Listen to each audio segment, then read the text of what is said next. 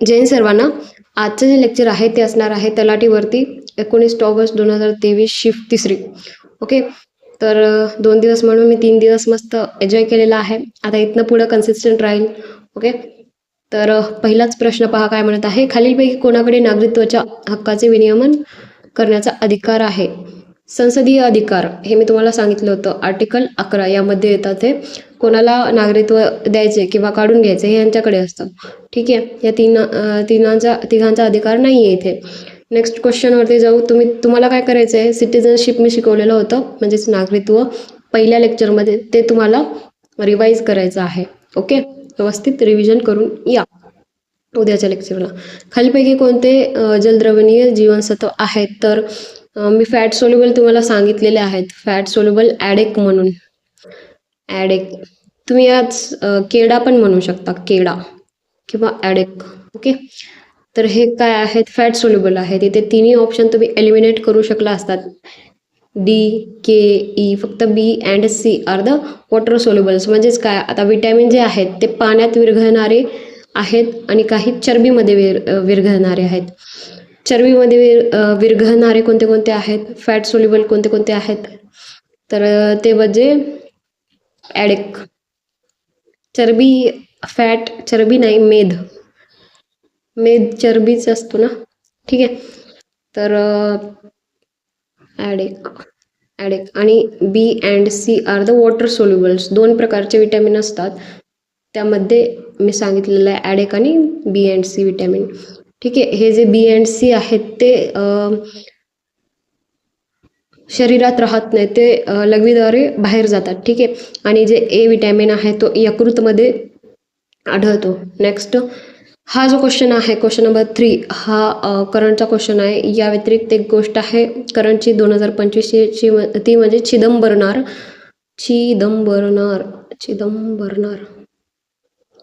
हे जे आहे हे फर्स्ट ग्रीन हायड्रोजन हब आहे भारताचा.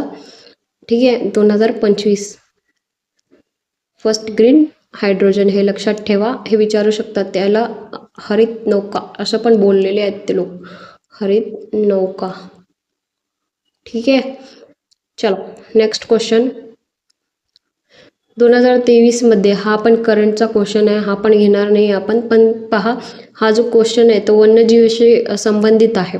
तर त्यामध्ये एक आहे सध्याचे काय म्हणतात 2025 मध्ये ना टाइम्स ऑफ मॅगझिनमध्ये फर्स्ट टाइम एक भारतीय लेडी ह्युमन बिंगमध्ये, मेल अँड फिमेलमध्ये पूर्णिमा देवी बर्मन यांचं नाव आलेलं आहे. पूर्णिमा देवी बर्मन.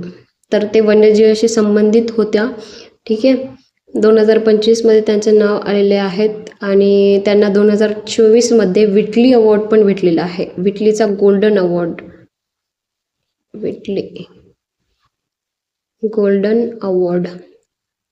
ठीक आहे. सो हे लक्षात ठेवा, हे इम्पॉर्टंट आहे.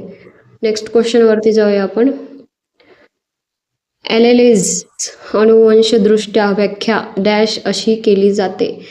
तर जीनचे पर्यायी रूप किंवा यात पहा युग्म विकल्पीची. आता इथे विकल्पी ह्याचा समानार्थी इथे पर्यायी पण आहे.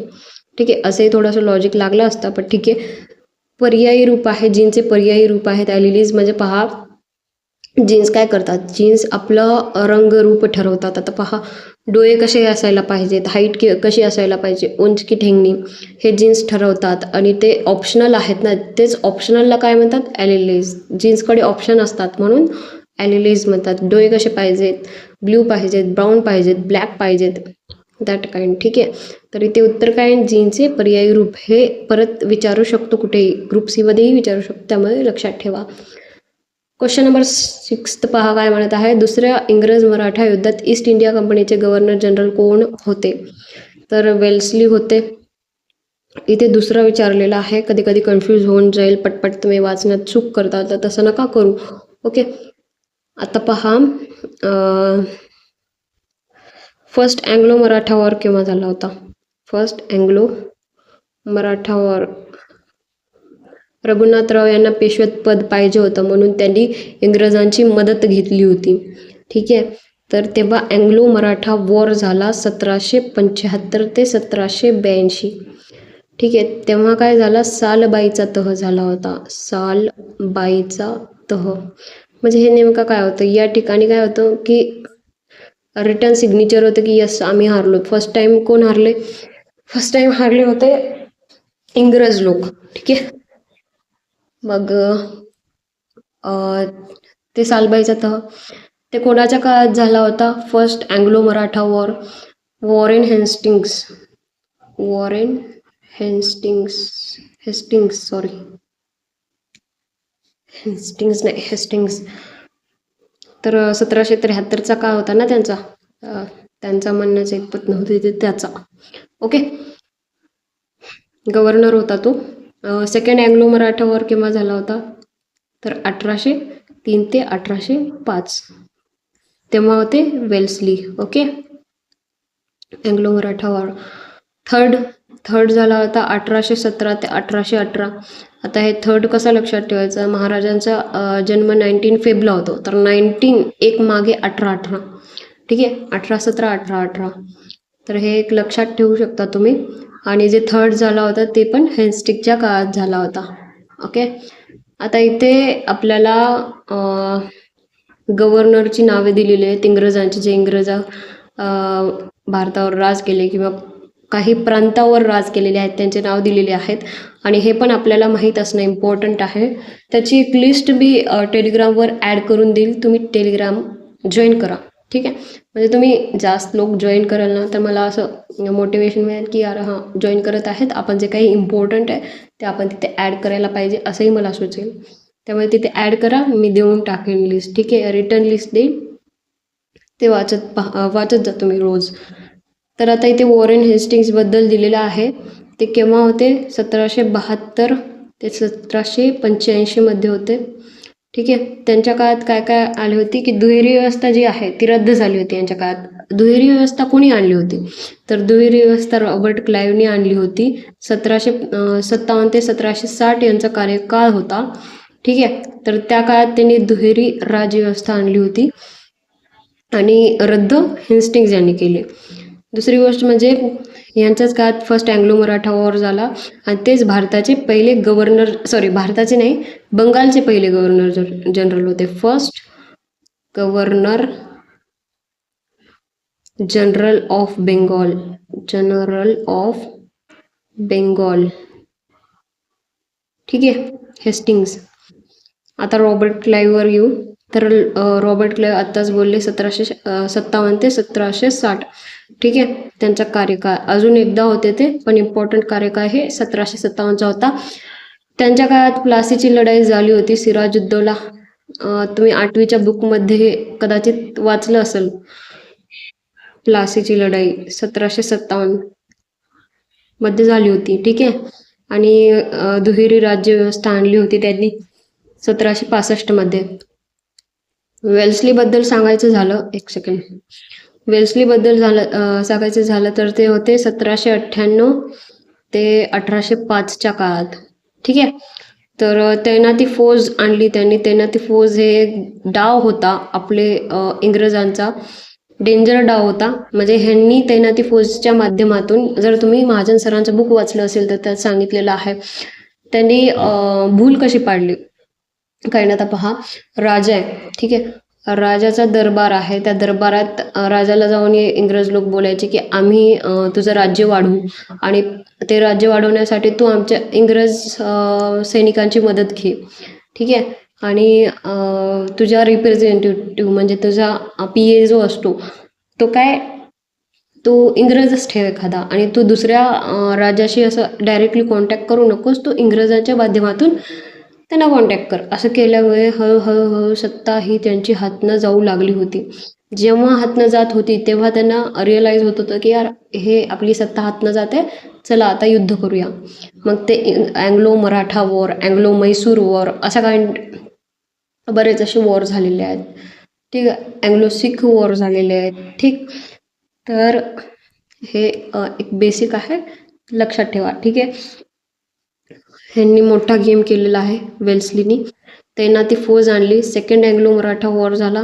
परत म्हैसूर युद्ध पण झाला होता ह्याच्या काळात. फोर्थ म्हैसूर युद्ध खूप गाजलेलं आहे एक्झाममध्ये. नेहमीच क्वेश्चन विचारले जातात. 1799 ग्रुप सीच्या पण पेपरमध्ये आला होता आणि यात टिपू सुलतानचा मृत्यू झाला होता. ओके, ठीक. आता लॉर्ड कर्झन ह्याने स्वतःच्या नावाच्या अगोदर लॉर्ड लावलेला आहे, तर ते चूक आहे. 1899 ते 1905 मध्ये होते.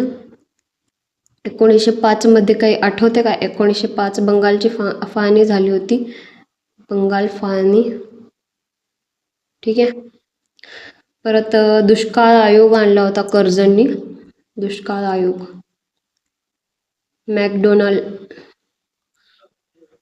मॅकडोनाल्ड काय म्हणतात कमिटी, किंवा 1900 मध्ये. पण इम्पॉर्टंट कमिटी दुष्काळ आयोगाचे कोणते कोणते आहेत हे का सांगत आहे, तर हे एक्झाममध्ये विचारलेले आहेत, परत फिरू शकतात.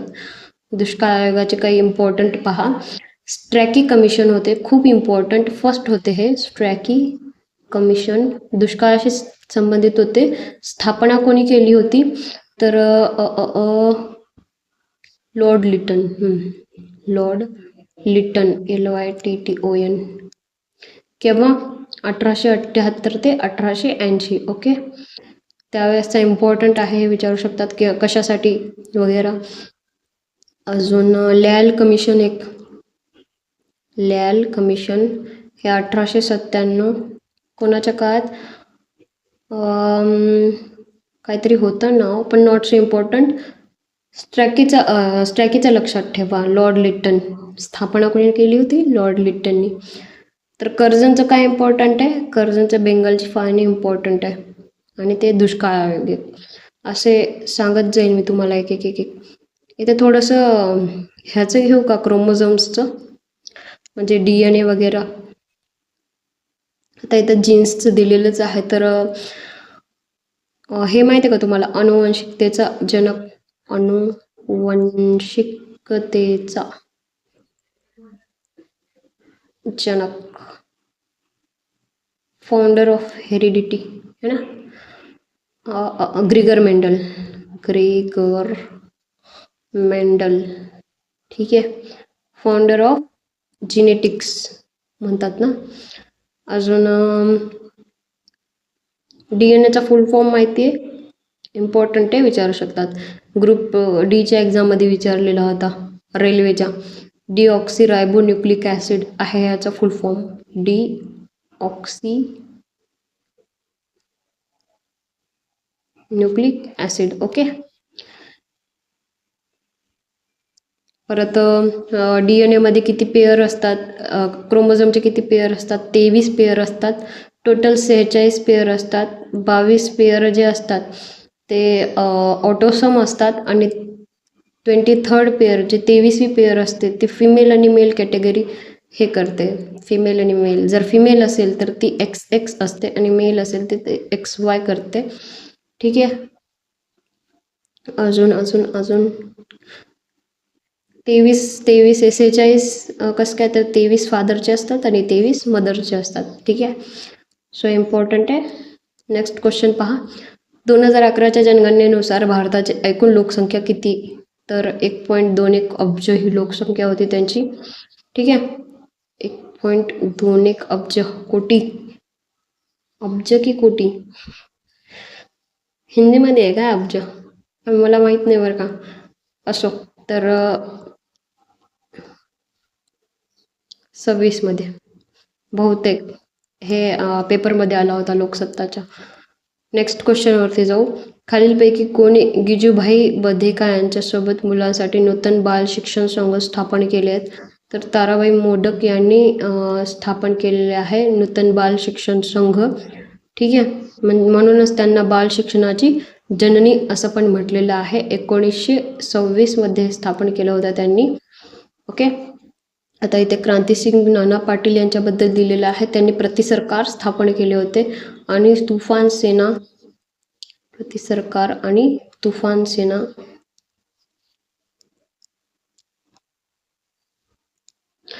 आचार्य विनोबा भावे यांच्याबद्दल बरेच गोष्टी आहेत, एक्झाममध्ये विचारले जातात. त्यातलं एक भूदानचं, ठीक आहे. वैयक्तिक सत्याग्रहाचे पहिले काय म्हणतात त्याला, त्यांनी पहिला वैयक्तिक सत्याग्रह केला, ठीक आहे,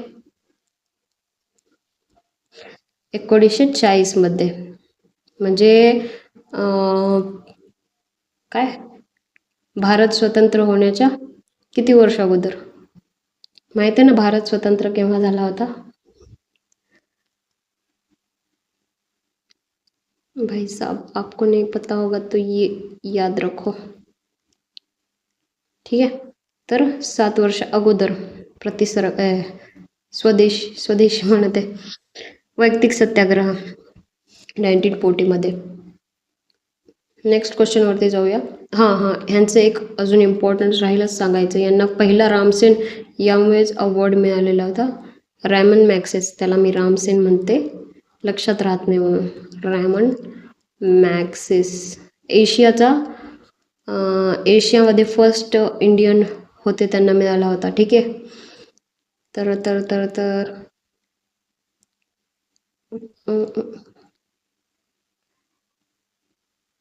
असो, आणि भारतरत्न पण मिळालेला आहे. आणि रमन मॅक्सेस पुरस्कार 2025 मध्ये कोणाला मिळालेला आहे? Educated girls, okay. तर एक मुस्लिम महिला होत्या, त्यांचं नाव यस पासून काहीतरी होतं, सफीना का सहीना, तर त्यांनी हे स्थापन केलेलं आहे, ओके. तर विचारू शकतात हे परत क्वेश्चन. राष्ट्रीय क्रीडा स्पर्धा, हा करंटचा क्वेश्चन आहे, हा मी घेणार नाही आहे. राष्ट्रीय क्रीडा स्पर्धा, राष्ट्रकुल क्रीडा स्पर्धा म्हणजे कॉमनवेल्थ गेम्सबद्दल इथे सांगितलेलं आहे.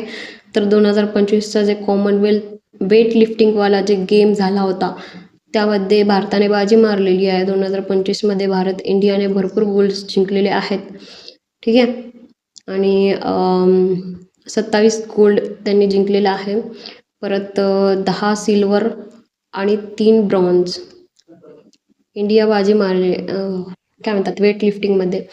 गोल्ड कोणाला मिळालेला आहे वेट लिफ्टिंगमध्ये? तर मीराबाई चानू यांना 48 kgच्या ह्यामध्ये, आणि नारायण म्हणून होते, अजित नारायण. यांच्याबद्दल असं विचारू शकतात की Ajit Narayan is associated with which games. सध्या TCS हे क्वेश्चन विचारत आहे म्हणून, ओके. तर अजित नारायण हे वेट लिफ्टिंगशी संबंधित आहेत. अजून साई परदेसी हे पण, ओके, इम्पॉर्टंट आहे, लक्षात ठेवायचं आहे. आणि होस्ट कुठे झाले होते? तर होस्टिंग इकडे अहमदाबादमध्ये झाली होती. क्वेश्चन नंबर 10, हा पण करंटचा क्वेश्चन आहे, हा पण नाही मी वाचणार, ओके. तर योजना आहे किथे, कोणती योजना आहे? स्माईल योजना, आय थिंक सो. तर योजनाबद्दल अजून इम्पॉर्टंट हे क्वेश्चन इकडे पण आला होता. PM धनधान्य, आपल्या कंबाईनमध्ये कृषी योजना. तर केव्हा स्थापन झाली PM धनधान्य कृषी योजना? 16 जुलै 2025 मध्ये स्थापन झाली. यामध्ये 100 जिल्हे इन्क्लूड केले होते त्यांनी, आणि 36 स्कीम अँड 11 युनियन, ठीक आहे, हे इन्क्लूड होते यामध्ये. हे विचारू शकतात. नेक्स्ट क्वेश्चन, बोर होत असेल थोडं बोर होणार आहे, असे करंट्सवाले बोर करतातच, ठीक आहे. तर करणं तर इम्पॉर्टंट आहे, सगळ्यामध्ये मजा कशी काय येईल, है ना. सरकारच्या संसदीय स्वरूपाची खालीलपैकी कोणती वैशिष्ट्ये हे भारतीय संविधानाच्या वैशिष्ट्यांतर्गत येत नाही? तर इथे वरिष्ठ सभागृहाचे विसर्जन होत नाही, बाकी सर्वांचे विसर्जन होते. आता हे फिरूही शकतं, होत नाहीच्या ऐवजी ते होतो असाही देऊ शकतात, म्हणजे हे पाठच करा क्वेश्चन. नेक्स्ट क्वेश्चन पहा, माहिती अधिकार अधिनियम 2005च्या कोणत्या कार्यक्रम तयार करण्यासाठी योग्य सरकार याबद्दल उल्लेख आहे? तर इथे आहे 26 मध्ये. मी तुम्हाला सांगितलं होतं की समुचित शासनाचे, बहुतेक कार्यक्रम नाही बोलले मी, अधिकार बोलले, ते चुकलं होतं माझं. समुचित शासनाचे कार्यक्रम हे येणार इथे 26 मध्ये. आता 26 जानेवारीला रिपब्लिक डे असतो, कार्यक्रम होतात ना, तर तसंही लक्षात ठेवू शकता तुम्ही, ओके. तर 25 मध्ये काय, 25 मध्ये निरीक्षण आणि प्रतिवेदन क्वेश्चन आला होता. निरीक्षण आणि प्रतिवेदन इथे दिलं होतं, त्यांनी सांगितलं होतं मी. परत 28 power to make rules by competent authority होता 28 मध्ये, म्हणजे सक्षम जे प्राधिकारी असतात त्यांचा अधिकार यामध्ये दिला होता. आणि 27 हे मी सांगितलेलं आहे अगोदर म्हणून मी लिहत नाहीये. 27 नियम करण्याचा सरकारचा जो काही अधिकार आहे तो इथे दिलेला होता. ओके, नेक्स्ट क्वेश्चन पहा. संगणकाच्या हार्ड डिस्कवरील एखाद्या फोल्डरच्या आत असलेला फोल्डर डॅश म्हणतात. तर फोल्डरचा एक फोल्डर सब फोल्डरच असणारा, थोडंसं लॉजिक लागू शकतो आपलं. पॅरेंट फोल्डर असतात पण बेबी आणि चाइल्ड टाईपचे असे काही फोल्डर नसतात. एखादी चाइल्ड टाईपचे असतात वाटतं, पण बेबी असा काही फोल्डर नसतो. ठीक आहे, पॅरेंट फोल्डर हा सब फोल्डर नाही, एक टाईपचा फोल्डर आहे. ओके, तर इथे आत असलेला विचारलेला आहे. कम्प्युटरचा क्वेश्चन आहे. कम्प्युटर 1 मार्कासाठी 2 मार्कासाठी येतच आहे. एक क्वेश्चन 2 मार्कासाठी आहे ना, सो त्यामुळे 2022चा करंटचा क्वेश्चन विचारलेला आहे त्यांनी इथे, तर ते नाही वाचणार आहे मी. पण इथे G20 बद्दल दिलेलं आहे. तर G20 2024 कुठे झाली होती, थोडासा रिकॉल करत चला. ब्राझीलमध्ये झाली होती, रिओ दी जेनेरिओ. ठीक आहे, रिओ डी जेनेरिओ. आणि 2025 G20 2025ची दक्षिण आफ्रिका जोहान्सबर्ग. हा क्वेश्चन आलेला आहे, जोहान्सबर्ग. ओके, सो इथे हे लक्षात ठेवा. भाई साब, बॅकग्राऊंडला खूप आवाज येत असेल ना. नेक्स्ट क्वेश्चन पहा काय म्हणत आहे. केंद्रीय मुख्य माहिती आयुक्त डॅश यांना उद्देशून आपला राजीनामा देऊ शकतात, तर संबंधित राज्याचे मुख्यमंत्री नाही. हे क्वेश्चन चुकीचा ठरलेला आहे. ते केंद्रीय दिलेलं आहे, कदाचित त्यांना राज्य द्यायचं होतं आणि ते चुकून केंद्रीय केले आणि उत्तर हा दिलेले, पण चूक आहे. इथे जर राज्य असतं, मुख्यमंत्री पण नसतात. ठीक आहे, हां राईट, उद्देशून विचारत आहेत ना. तर इथे जर राज्य असता तर मुख्यमंत्र्यांना उद्देशून दिला असता त्यांनी, आणि कोणाला दिला असता तर राष्ट्रपतींना नाही, गव्हर्नरला दिला असता, राज्यपालांना दिला असता. ठीक आहे, आणि इथे केंद्रीय दिलेला आहे, तर मग हे डायरेक्टली प्रेसिडेंटला देतात आपला राजीनामा. मला हे पाहायला लागेल उद्देशून वगैरे यांना देतात का नाही, थोडंसं स्किप करा हे. ओके, तर राजीनामा जो आहे, सॉरी CIC जो आहे, सेंट्रल काय म्हणतात इन्फॉर्मेशन कमिशनर, तर ते कोणत्या आर्टिकलनुसार येतात, 12वे आर्टिकल. ठीक आहे, कशाचे 12वे आर्टिकल, तर RTI ॲक्ट 2005च्या 12वे आर्टिकलनुसार येतात. 13 मध्ये त्यांचे अटी व नियम वगैरे होते, आणि 14 मध्ये काय होते, तर त्यांचे पदावरून दूर करणे, म्हणजे स्वतः नाही दुसरं कोणीतरी दूर करणार. 15 मध्ये स्टेट इन्फॉर्मेशन कमिशनरचे होतं, आणि 16 मध्ये तेच अटी, आणि 17 मध्ये ते पदावरून दूर. ओके, असा सीन होता, सांगितलेला आहे, तुम्ही रिव्हिजन करत चला. खालीलपैकी कोणती विधाने बरोबर आहेत, तर बरोबर विधाने विचारलेली आहेत. 1802 मध्ये वसईचा तह झालेला आहे. सालबाईचा तह एक विचारलेला सांगितला मी, पण वसईचा सांगितला नाही. वसईचा जो तह आहे तो 1802 मध्ये झालेला आहे, वेल्सलीच्या काळात. तोच सेकंड अँग्लो वॉर विचारलेला ना वर आपल्याला, त्याच वेळेस वसईचा तह झालेला आहे. ओके, आणि काय होतं इम्पॉर्टंट त्यावेळेस, असो. आणि हे चुकीचं आहे. 1804 मध्ये इंग्रजांची राजापूर घाटचा तह झाला नाही. नेक्स्ट क्वेश्चन पहा काय म्हणत आहे. 2011च्या जनगणनेनुसार कोणत्या केंद्रशासित प्रदेश महिला साक्षरता दर सर्वाधिक आहे, तर फक्त लक्षद्वीप जो आहे तो UT आहे. ठीक आहे, आणि लक्षद्वीप हे UT, जसं केरला हे राज्य काय म्हणतात लिटरसी रेटमध्ये हायेस्ट आहे ना, तसं लक्षद्वीप हे केंद्रशासित प्रदेश हायेस्ट आहे लिटरसी रेटमध्ये, साक्षरता दरामध्ये. तर किती आहे,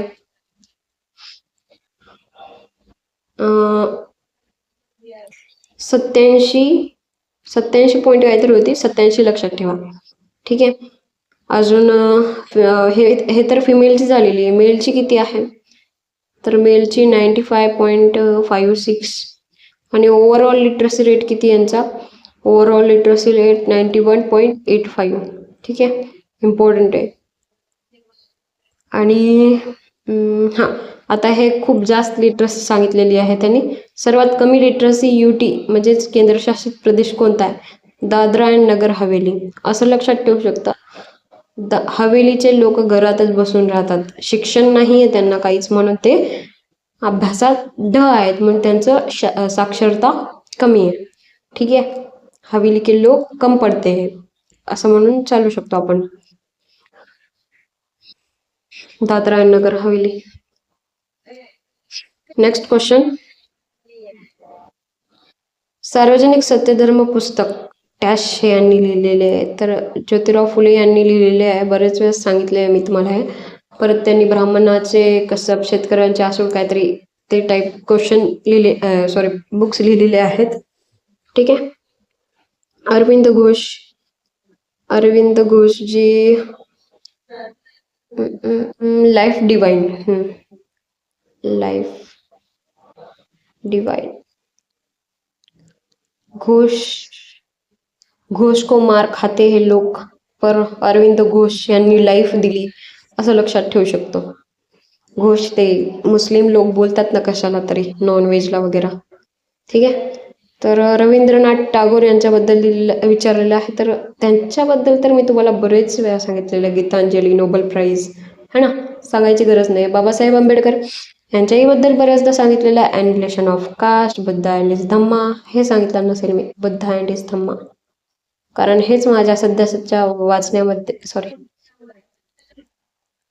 वाचण्यामध्ये आहे माझं, Buddha and his Dhamma, annihilation of caste, Buddha and परत waiting for visa, who were the Shudras, हे सांगितलेलं आहे. हू वेअर द विचारत आहेत हे. परत Babasaheb Ambedkar modern man, modern माणूस असं त्यांना म्हणण्यात येत होतं. नेक्स्ट क्वेश्चन, कोणत्या अन्नस्रोतामध्ये प्रथिनांचे प्रमाण सर्वाधिक आहे? सर्वाधिक प्रमाण विचारलेलं आहे ते सोयाबीन आहे.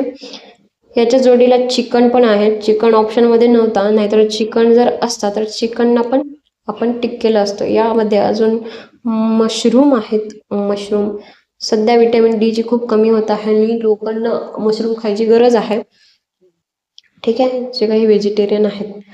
संत्री विटॅमिन सी शी संबंधित आहे. तृणधान्य कार्बोहायड्रेटचे संबंध आहेत. कांदा तर नाही, कांद्याचं तर मलाही माहित नाही. ठीक आहे, कांदा एलिमिनेट करू शकला असते तुम्ही, पण प्रोटीन तर भेटत नाही बाई. भारताच्या सर्वोच्च न्यायालयाने असा निर्णय केव्हा दिला की कोणत्याही कायद्याची संविधानिकता ठरवताना जर एखाद्या न्यायालयाला असे आढळले की विचाराधीन कायदा हा मूलभूत कर्तव्याची अंमलबजावणी करू इच्छित आहे, तर ते अनुच्छेद 14 किंवा 19 संदर्भात असा वाजवी मानू शकतात. असा क्वेश्चन जे आहे हे ॲज इट इज तुम्हाला दिसेल, पण यात आता काही चेंज देणार नाहीत ते. आर्टिकल 14-19 आत. ठीक आहे, तर हे डेट लक्षात, हे इयर लक्षात ठेवा, 1992. नेक्स्ट क्वेश्चन पहा, कच्छच्या रणात खालीलपैकी कोणते प्राणी आढळते? तर जंगली गाढव. भारतामध्ये भारतीय जंगली गाढव इथेच आढळतात. ठीक आहे, म्हणून तिथे काय म्हणतात, अभयारण्य पण स्टार्ट केलं आहे त्यांनी जंगली गाढवांचा. केव्हा केलेला आहे? तर 1972 मध्ये त्यांनी स्टार्ट केलेला आहे. ठीक आहे, आणि आशियाई सिंह गिर नॅशनल पार्क गुजरातमध्ये. आशियाई सिंह, एशियन लायन, गिर नॅशनल पार्क गुजरात. चित्ता Kuno national park, Kuno MP. ठीक आहे, आणि अस्वल तर डक्कनच्या पठारामध्ये सापडतात आपल्याला, डेक्कन प्लॅट्यू पठार. ठीक आहे, तुम्ही मला हे सांगा की जे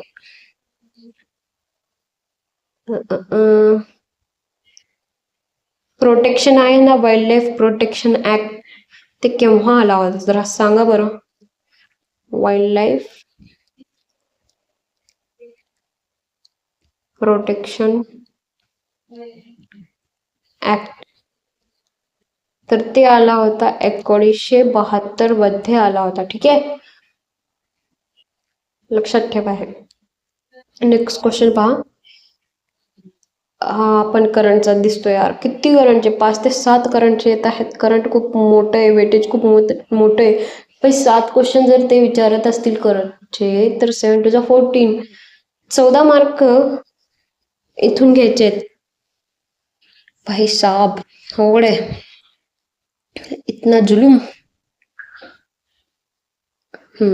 तर स्टार्टअप बद्दल विचारलेलं आहे त्यांनी इथे. ठीक आहे, नॅशनल स्टार्टअप डे केव्हा असतो? तर 16 जानेवारीला असतो. एक सेकंड. आणि startup IIT Madras I think so त्याने एक स्टार्टअप आणलेला आहे. भारताची पहिली स्वदेशी कारटी थेरपी जी आहे, म्हणजे तिचं नाव काय आहे, नेक्स कारटी असं काहीतरी नाव आहे तिचे. 13 का 14. आणि त्यांनी पहिली आणलेली आहे ही सेल आहे एक टाईपची पेशी, जी बी सेल ब्लड ग्रुप असतात ना त्यांचे काय म्हणतात, कॅन्सरशी संबंधित आहे. ठीक आहे, नेक्स्ट कारटी विचारू शकता की नेक्स्ट कारटी कशाशी संबंधित आहे. तिथे देतील कॅन्सर, लेप्रसी वगैरे. तर कॅन्सर हे टिक करायचं आहे. IIT मद्रासच. डॅश सरकारने ग्रामीण अर्थव्यवस्था बळकट करण्यासाठी आणि गोशाळा उपजीविकेचे केंद्र बनवण्यासाठी राज्यामध्ये 300 ग्रामीण औद्योगिक उद्याने उभारली आहेत. तर छत्तीसगड होता. आणि यावर्षी तमिळनाडूमध्ये पण सी काऊ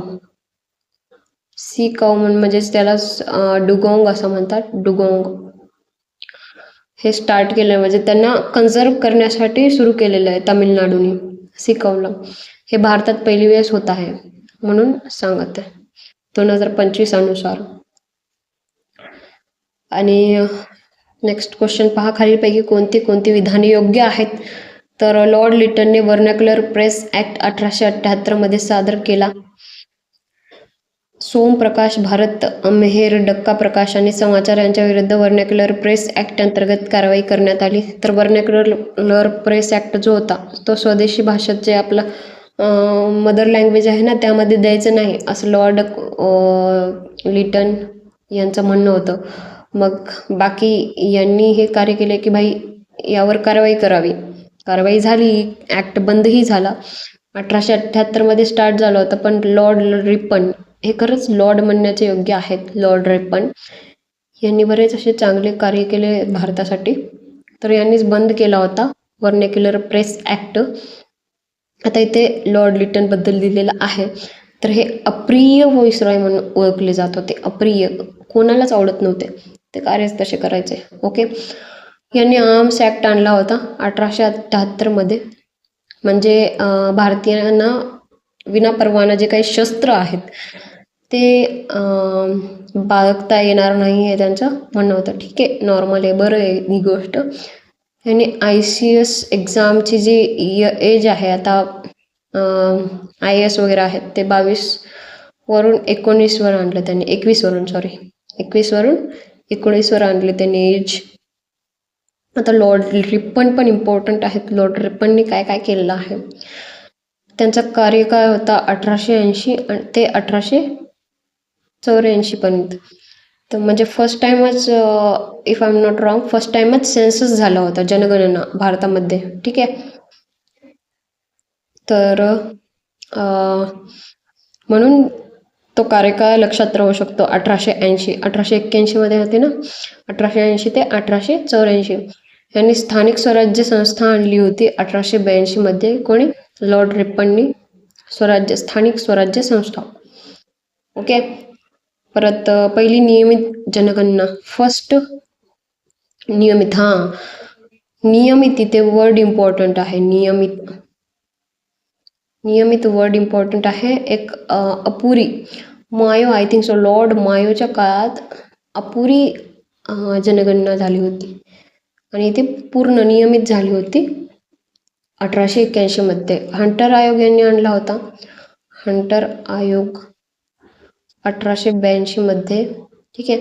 आणि इबर्ट बिल पण त्यांनी आणला होता 1883 मध्ये. हे मी लेक्चर्समध्ये बऱ्याचदा सांगितलं आहे इबर्ट बिलबद्दल, की म्हणजे आपले जे भारतीय न्यायाधीश होते त्यांना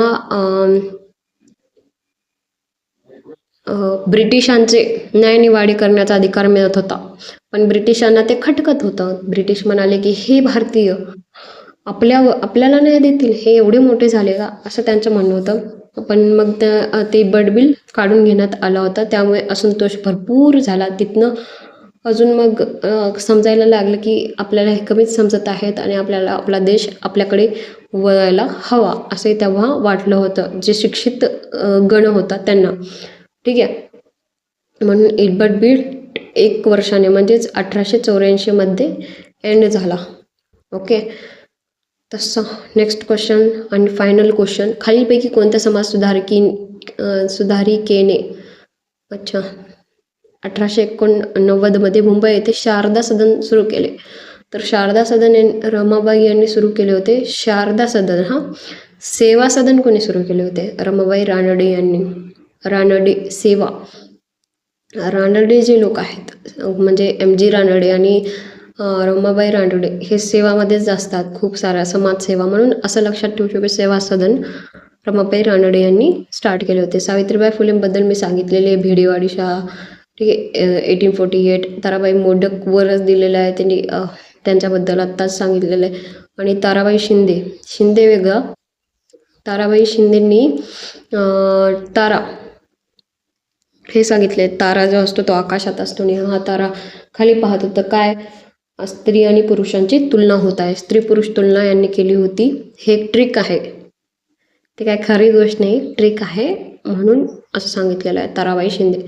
कन्फ्यूज होऊ शकतं ताराबाई मोडक आणि शिंदेमध्ये, त्यासाठी तुम्हाला रिव्हिजन करणं खूप इम्पॉर्टंट आहे. ठीक आहे. सो कसं वाटलं आजचं लेक्चर? चांगलं वाटलं का? फास्ट झालं आहे ना थोडंसं, आता फास्टच होणार आहे इथून पुढं. ठीक आहे. आपले 9 लेक्चर कंप्लीट झालेले आहेत, म्हणजेच ते 57 ते 2 50 48 लेक्चर आता बाकी आहेत. त्यामुळे मला फास्ट घेणं मस्ट आहे. तर कसं चालू आहे तुमचा अभ्यास? चांगला करत आहेत ना? इथून कन्सिस्टंट राहील मी, रोजच लेक्चर येत जाईल.